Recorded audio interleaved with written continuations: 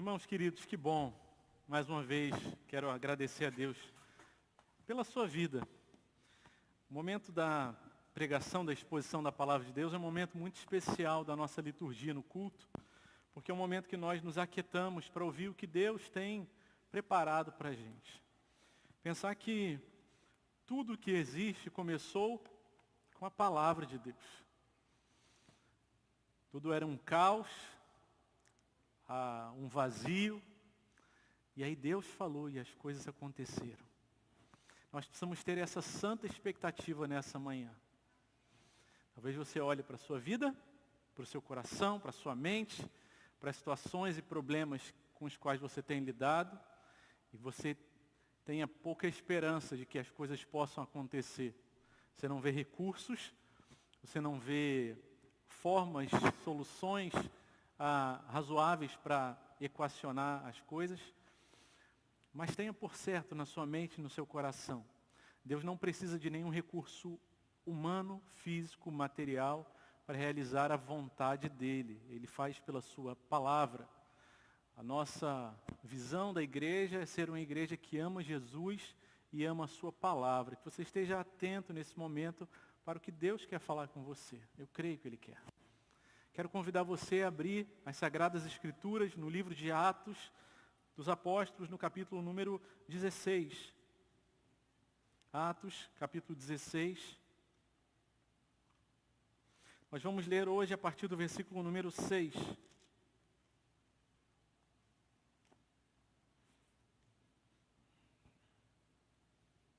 Atos, capítulo 16, versículo 6.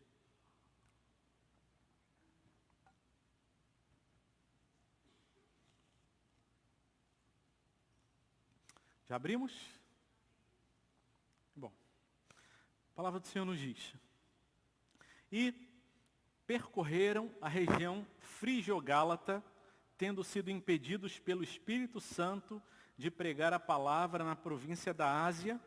Chegando perto de Mísia, tentaram ir para Bitínia, mas o Espírito de Jesus não o permitiu. E tendo contornado Mísia, foram a Troade. À noite, Paulo teve uma visão no qual um homem da Macedônia estava em pé e lhe rogava, dizendo: passe a Macedônia e ajude-nos.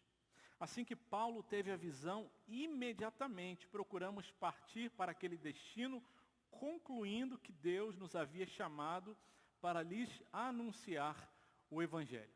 Amém. Esse texto de Atos, no capítulo 16, ele está inserido no contexto da segunda viagem missionária de Paulo. A primeira viagem missionária é relatada a partir do capítulo 13 de Atos, quando ali na igreja da Antioquia, o Espírito Santo move a igreja enquanto eles estavam orando e jejuando e coloca neles um desejo, uma direção para que eles fossem fazer e enviar a primeira viagem missionária. Ali eles saem, passam por várias cidades, evangelizam, várias igrejas nascem naquelas cidades.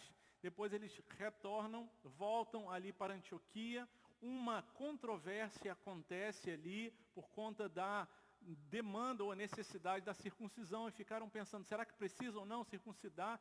Aquela controvérsia foi tão grande que eles precisaram ir para Jerusalém, procurar os apóstolos e ajudar a resolver aquela situação, e assim eles o fizeram. A situação então foi resolvida. Ali naquele concílio uma declaração é dita: olha, não precisa circuncidar, isso aqui era um ritual feito no passado, mas que já se cumpriu em Cristo, e aí não há mais essa necessidade. Ele diz: o que nós recomendamos apenas é que vocês possam evitar e não consumir ali carne de animais sacrificados, carne com sangue, e também a todo o custo vocês não pratiquem imoralidades sexuais. Façam isso e vocês terão aí uma vida que agrada a Deus. As outras coisas Deus vai ensinando. Então eles voltam alegres, levam para Antioquia essa resolução e permanecem ali. Então, naquela convivência, naquela permanência, eles entendem que Deus novamente os estava chamando. A primeira viagem missionária foi capitaneada por Paulo e Barnabé. E eles pensam, nós devemos agora, missionária começar inicialmente passando pelas mesmas cidades e fortalecendo os irmãos, encorajando e dizendo para eles o que eles precisam fazer para crescerem espiritualmente. Ali uma nova controvérsia aparece. Paulo e Barnabé, eles não entram em um acordo a respeito de levar ou não João Marcos. E eles ficam ali, e aí Barnabé falou, vamos levar João Marcos, ele é importante para a gente. E Paulo diz, não, ele abandonou a gente na primeira viagem. Ele não é alguém que a gente deva levar nessa segunda viagem. A viagem é perigosa, a gente tem perseguição. E ali então eles se separam e duas equipes missionárias, ao invés de uma, na providência de Deus, são compostas ali. Então Paulo vai com Silas, depois Timóteo se junta àquela equipe e Barnabé segue com João Marcos e outros irmãos daquela equipe. E isso é o que diz ali até o versículo 5 do capítulo 16. O versículo 6, que é o versículo que nós acabamos de ler, fala sobre uma região em que eles tentaram avançar. Temos o mapa, por favor, mídia. Essa é a hora H. Será que vai dar certo? Atenção. Pode apagar essas luzes da frente, por gentileza. Ali, em verde, nós temos Jerusalém, Cesareia e Antioquia subindo nessa linha tracejada. E eles estavam ali na Antioquia e entenderam que eles deveriam pregar o evangelho ali para a província da Ásia. É dita ali a região Frígio-Gálata, que é à direita ali onde está escrito a palavra Ásia. Acontece que, por duas vezes nós lemos, primeiro, que eles foram impedidos pelo Espírito Santo de pregar a palavra na província da Ásia. Eles tentaram ir, uma coisa justa, uma direção que eles entendiam vir da parte de Deus, mas o Espírito Santo impediu que eles fossem para ali. A Bíblia não diz para a gente como impediu, mas eles foram impedidos pelo Espírito Santo de Deus. Não foi claramente dito aqui que foi uma perseguição, que foi uma doença, que foi uma condição climática, mas o Espírito Santo impediu. Depois, continuamos a ler no versículo 7, chegando perto da Mísia, subindo um pouquinho mais para o norte, para cima, tentaram ir para a Bitínia, mas o Espírito de Jesus também não o permitiu. Então a viagem que eles tinham planejado para ir para a direita, ali para a Ásia, acabou tendo que ir para a esquerda, e eles foram até Troade, que é a pontinha do mapa que está na cor verde, na Ásia, e do outro lado nós já temos ali a Europa. Tem uma faixa de mar ali que eles precisavam atravessar, mas ali em Troade eles param. Pode acender a luz e desligar aí o slide. Ao chegar ali em Troade, Paulo tem uma visão na parte da noite. Pode ser que tenha sido durante um sonho, pode ser que tenha sido só uma visão durante a noite. Nessa visão, Paulo vê um homem macedônio, um homem que era da Macedônia, que já é daquela parte da Europa. Ali ele vê um homem de pé, na visão dele. Não sabemos se ele estava acordado, se ele estava dormindo, se era um sonho, mas ele tem uma visão e a Bíblia deixa isso bem claro.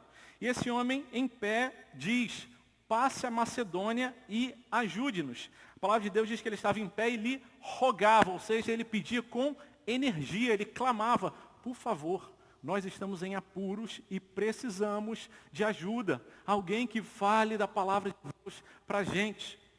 Assim que Paulo teve essa visão, e aí a Bíblia não dá detalhes se essa visão ela foi mais demorada, menos demorada, com mais ou menos detalhes, mas revela e registra para a gente o que é suficiente e necessário. Assim que ele teve a visão, imediatamente, sem perda de tempo, procuramos partir para aquele destino. E aqui os comentaristas dizem que esse verbo, na segunda pessoa do plural, no nós procuramos partir, possivelmente estaria incluindo o autor do livro ali, Lucas.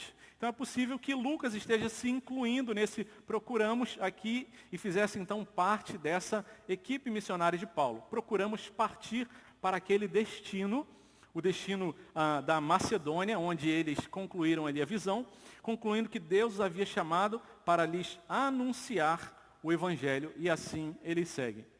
E a semana eu estive meditando nesse texto e grato a Deus por aquilo que Deus tem falado aos nossos corações sobre a direção de Deus para a vida dos seus filhos. E é sobre isso que eu quero conversar com vocês e expor nessa manhã. Como é que Deus dirige o seu povo na sua obra? Fato é que não há nenhum crente em toda a história, ninguém que se chame filho de Deus, que entenda que Deus o chamou, que Deus o salvou, que Deus o alcançou, que não tenha um chamado.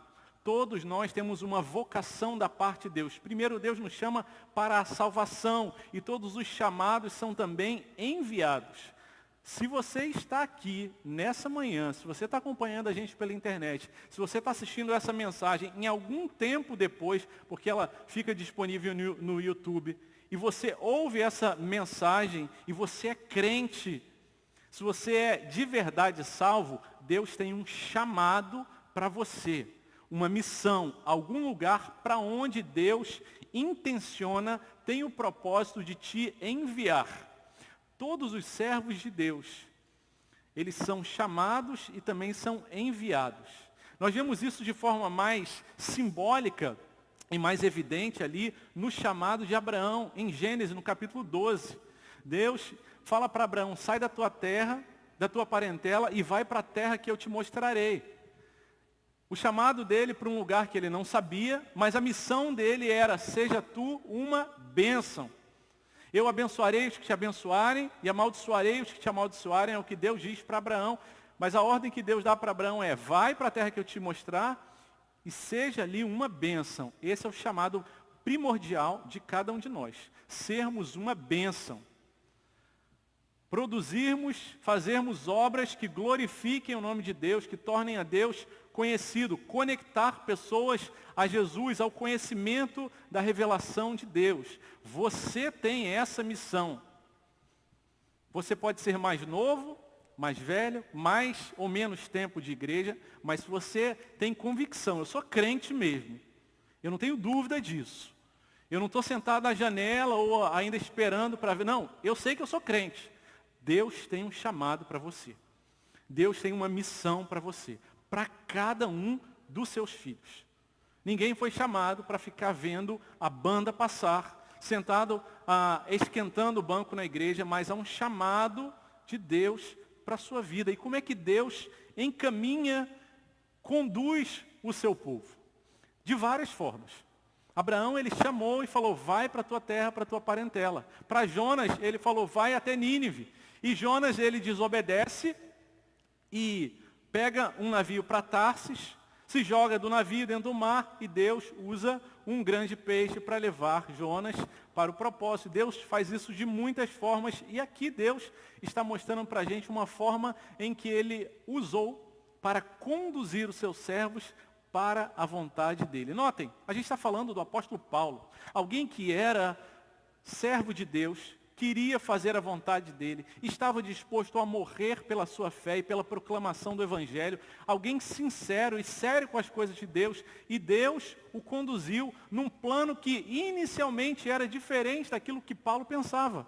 O plano inicial de Paulo é, vamos voltar nas igrejas e vamos fortalecê-las. As mesmas igrejas que nós já estivemos antes evangelizando, agora a gente vai passar lá e discipular, fortalecer a igreja, mas Deus tinha um outro plano, e diz a palavra de Deus que eles tentaram ir para aquela região mais à direita, mais para aquele canto ali, região da província da Ásia, região frígio-gálata, mas a palavra de Deus que o Espírito Santo os impediu de pregar a palavra ali. E a primeira forma que nós identificamos nesse texto, nessa porção das Escrituras, é que Deus é soberano, e Ele também dirige os seus servos fechando portas. Deus, ele é soberano. Reino, pacto e mediador. No reino, ele é soberano. E ele dirige com portas que se abrem e portas que se fecham. Uma música do pastor Josué Rodrigues diz, portas que se abrem são iguais às que se fecham, se abertas ou fechadas por Deus. E muitas vezes, Deus usa portas fechadas, tirando as nossas opções, frustrando os nossos planos.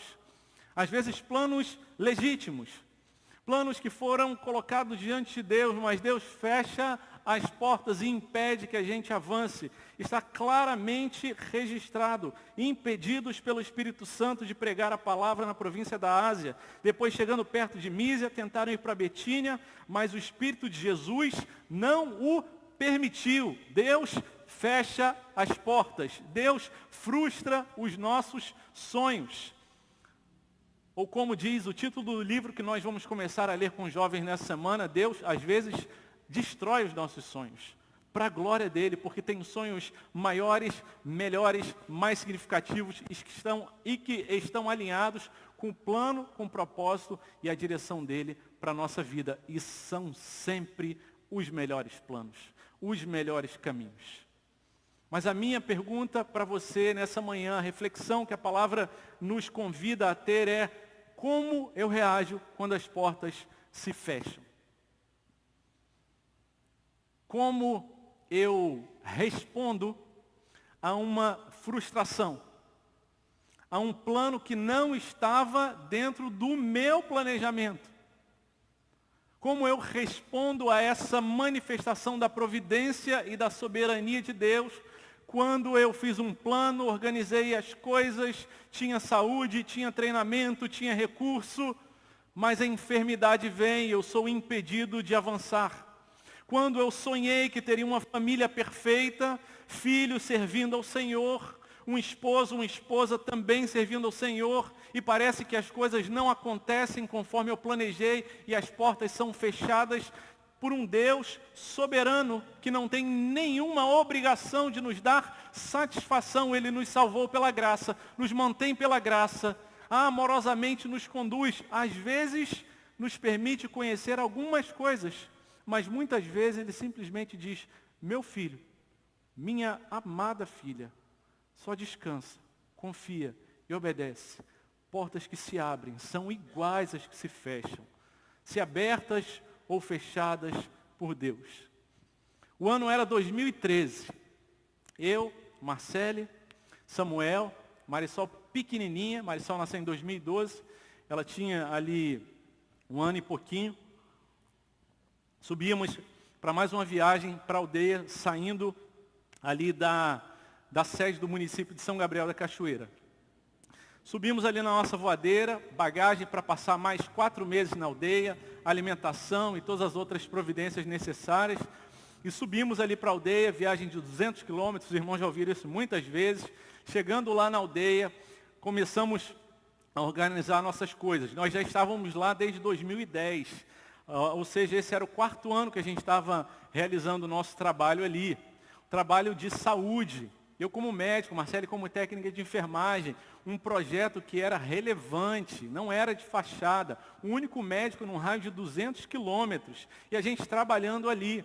E havíamos chegado ali no primeiro semestre, organizando as nossas bagagens ali na nossa casa. Cada vez que a gente chegava na casa, depois de um período fora, a gente tinha que limpar a casa, tinha que tirar as coisas de dentro do tonel, organizar de novo, porque se a gente deixasse, as traças comiam, o mofo estragava as nossas coisas. Então, cada vez que a gente chegava na aldeia, tinha que se mudar de novo para dentro da própria casa, e fizemos isso ali, estamos arrumando as coisas, e daqui a pouco chega à nossa porta, 1 ou 2 dias depois de a gente ter chegado, um funcionário da FUNAI, dizendo para a gente: não mate o mensageiro, porque eu só trouxe o documento, mas eu não tenho nada a ver com isso, eu só trouxe o documento. E o documento dizia: vocês estão aqui na aldeia, mas vocês estão ilegalmente, vocês não têm autorização para subir e permanecer aqui na área indígena, vocês têm que descer e prestar esclarecimentos. Não era verdade. Toda vez que a gente subia para fazer a nossa viagem, saía da sede do município e ia para a aldeia, nós passávamos no escritório regional da FUNAI, pegávamos uma autorização e subíamos. E nós tínhamos autorização daquele tempo. Mas diante daquele documento a gente entendeu: bem, acabamos de chegar, mas a gente precisa descer. Vamos lá, a gente não deve nada. E descemos de novo, viagem de volta, tal, guardamos as coisas, pensando, a gente vai lá, explica o mal entendido, depois a gente volta e... tudo bem, vai dar certo. Chegamos lá, a FUNAI não nos recebeu, falou: olha, vão na Polícia Federal. A gente foi na Polícia Federal, ali a gente foi recebido, e o policial falou: o que vocês estão fazendo aqui? Eu falei: também não sei. A gente foi na secretaria, na sede regional aqui, falaram para a gente vir para cá, e manda para cá, enrola para lá, e o tempo vai passando, e a comunidade esperando a gente voltar para fazer o atendimento, e descem os representantes da comunidade, faz abaixo-assinado. O resultado da coisa é que, depois de muitos anos, com treinamento, com levantamento de sustento, com preparação, com igreja enviando, as portas ali naquela comunidade indígena de Taraquá Distrito se fecharam, e a gente não pôde mais voltar para morar. E pensamos: E agora, Deus? Nós saímos da nossa igreja, fomos enviados, irmãos deram ofertas, irmãs viúvas deram aquele pouquinho que tinham, investiram na nossa vida, e a gente falou, a gente vai fazer a obra lá, Deus está chamando, e de repente as portas se fecham. E agora, Deus, em ano de 2013, nós passamos o ano inteiro na cidade, tentando articular, tentando encontrar ali uma forma de a gente ter novamente uma autorização para voltar, mas nunca tivemos. E naquele ano de angústia, de indefinição, liguei para alguns pastores, alguns irmãos, e relatei o que tinha acontecido, e um dos pastores lá de Brasília, Carlinhos Veiga, Igreja Presbiteriana do Lago Norte, falou, André, descansa o coração. E foi esse texto que ele falou. Atos capítulo 16. Deus já impediu outros servos dele de levar a palavra. As portas foram fechadas, mas o evangelho já foi pregado. A semente já foi lançada. Descansa o teu coração. E aí nosso coração começou a ser apaziguado e buscamos direção. E ali depois entendemos que realmente Deus tinha fechado aquelas portas, mesmo que a gente não entendesse, e não fizesse lógica para a gente. Não fizesse sentido para a nossa linha de raciocínio. E ali então fomos desenvolver outros trabalhos, assumir o pastoreio da igreja indígena, os irmãos conhecem um pouco da história, mas fato é que Deus também nos impediu. E o que fazer quando Deus fecha as portas? Você queria muito ter um filho, mas Deus falou, não. Você queria muito que seu casamento fosse restaurado, e você ora, e você jejua, e Deus ainda não abriu a porta. Como é que a gente reage? A gente tem algumas formas para a gente reagir diante dos nossos planos frustrados. Você pode ficar com raiva de Deus, e tem gente que fica angustiado. Deus, o Senhor está errado. O Senhor não pode fazer isso. O Senhor está vendo como eu sou um servo fiel, como eu busco ao Senhor, como eu quero fazer a coisa certa. E fica com raiva, aborrecido com Deus. Ou você pode se deprimir e falar, Deus, eu sou um coitado, um miserável, eu não tenho valor, eu acho que eu não sou salvo mesmo, Deus está me impedindo. E esse é outro tipo de reação. Fato é que todos nós precisamos nos render diante da soberania de Deus e dizer, Deus, eu não entendo. Eu não consigo compreender o sentido do que o Senhor está fazendo na minha vida, nessas portas que estão se fechando. Mas eu me submeto ao Senhor e à tua vontade. Porque não é ministério, não é família, não é saúde, não é recurso financeiro, não é uma casa nova, não é uma cura que dá sentido para a minha existência. Mas a tua presença e a salvação em Cristo Jesus. Isso é difícil, isso não é fácil. Mas ali, naquele tempo em que Deus fechava a porta da província da Ásia para Paulo e a sua equipe missionária, Deus os conduz então até Trode. E ali em Trode, naquela cidade, na pontinha ali da Ásia, quase fronteira com a Colômbia, eles permanecem ali, a palavra de Deus não diz quanto tempo. Aliás, esses dois primeiros versículos, 6 e 7, é possível que tenham se passado meses, eles tentando ir e voltando, e Deus trabalhando no coração e na mente dele, até que eles param ali em Trode. E ali numa noite, Deus dá a Paulo uma visão, como já falei, não sabemos se acordado, se dormindo, se em sonho, mas Paulo tem uma visão. E a segunda forma que eu quero destacar nessa manhã é que Deus usa as necessidades ao nosso redor para nos dirigir. Não objetivamente sempre Deus vai usar as necessidades.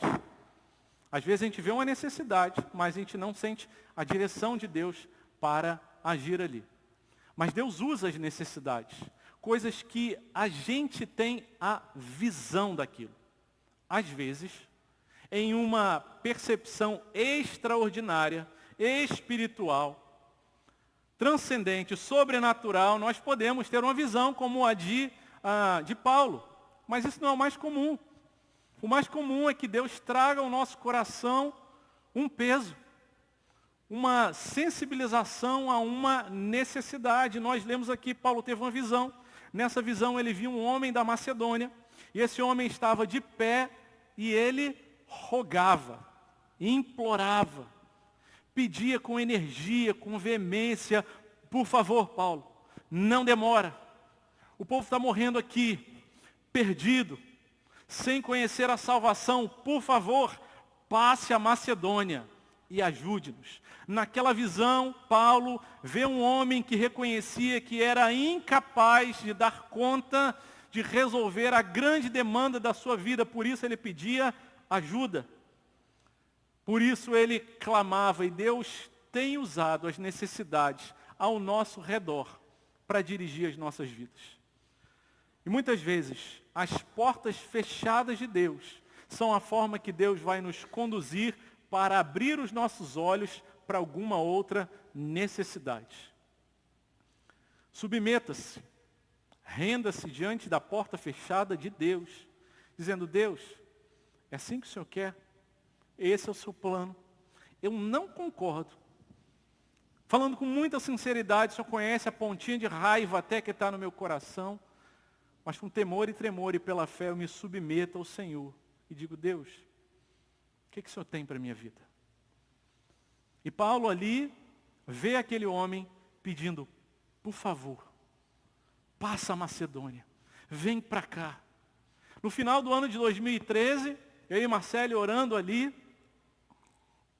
o Senhor nos deu a oportunidade, privilégio, da gente ter mais contato com a Igreja Evangélica Indígena do Areal, que fica na sede do município, não na aldeia, mas na sede do município de São Gabriel. Naquele ano eles falaram, nós estamos precisando de um novo pastor, de alguém que ajude a gente, porque a igreja está ficando fraca, a gente não está dando conta de resolver os nossos problemas. A gente já foi uma igreja forte, mas a gente está aqui ficando muito fraco, a gente não consegue resolver, a gente precisa de alguém que passe para cá e ajude a gente. Aí eu orei a Deus, procurei a minha consultora, a minha auxiliadora idônea, falei, Célia, e aí? Oramos, tá bom, vamos pensar a respeito. Minha formação inicial não era como pastor, era como médico, como missionário. E aí entendemos, havia uma necessidade ali a ser atendida, uma igreja. E aí eu aprendi a ser pastor, como quem aprende a andar de bicicleta, pedalando. E aí você vai tentando, e Deus vai dando direção, e você vai estudando, vai capacitando. E nem sempre as visões que Deus dá, Ele dá uma capacitação completa. Talvez você se sinta assim, Deus, como é que eu vou atender a essa demanda? Eu não sei como falar, eu não sei como fazer, mas descansa se Deus está abrindo os seus olhos para perceber alguma demanda, necessidade, nessa visão que Deus tem colocado e feito queimar no seu coração. Descansa. Ele vai conduzir e vai capacitar você.